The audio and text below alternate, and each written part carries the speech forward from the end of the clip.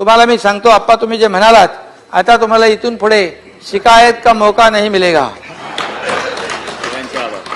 आता एकत्र आहेत, एकत्र प्रश्नच नाही. आपण संघटना वाढवण्याकरता, हो गोपीनाथजी, आपलं देवेंद्रजी तुमच्या बाजूला बसल्यात ना, तुम्ही असा हात करतायत मुख्यमंत्री महोदय, ते पण फक्त गोड बोलतात आणि तेच काम करतात. इस वक्त जब लोकसभा चुनाव की सुगबुगाहट चल रही है तो सभी का ध्यान पालघर लोकसभा क्षेत्र में अहम भूमिका निभाने वाली हितेंद्र ठाकुर की बहुजन विकास आघाड़ी की भूमिका पर है. बविया की भाजपा के साथ निकटता और राज्य में शिंदे फडणवीस सरकार को समर्थन अब तक सवाल उठाता नजर आ रहा था कि क्या हितेंद्र ठाकुर लोकसभा चुनाव लड़वाएंगे, और यदि लड़वाएंगे तो कौन होगा वह उम्मीदवार. तो वहीं बहुजन विकास आघाड़ी ने भी अब लोकसभा चुनाव लड़वाने का बिगुल बजा दिया है.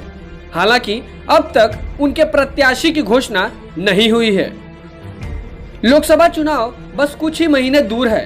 इस चुनाव के लिए सभी प्रमुख राजनीतिक दल सक्रिय हो गए हैं और जोर शोर से तैयारियां की जा रही हैं. मौजूदा सांसद राजेंद्र गावित शिंदे गठ में शामिल हो गए हैं और पिछले कुछ महीनों से पूर्व निर्वाचन क्षेत्र में मोर्चाबंदी उन्होंने शुरू भी कर दी है. बीजेपी ने विधानसभा को सामने रखते हुए संभावित उम्मीदवारों को पद देने का काम शुरू कर दिया है, जो लोकसभा चुनाव के प्रचार अभियान का हिस्सा भी माना जा रहा है.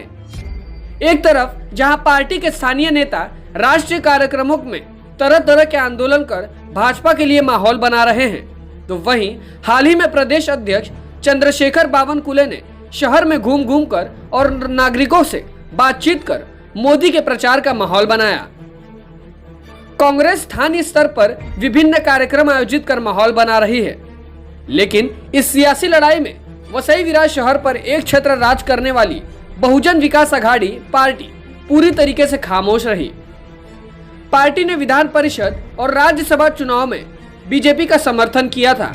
उसने राज्य में शिंदे फडणवीस सरकार को भी समर्थन दिया है. इसीलिए आगामी चुनाव में पार्टी की भूमिका को लेकर दलीलें दी जा रही थी.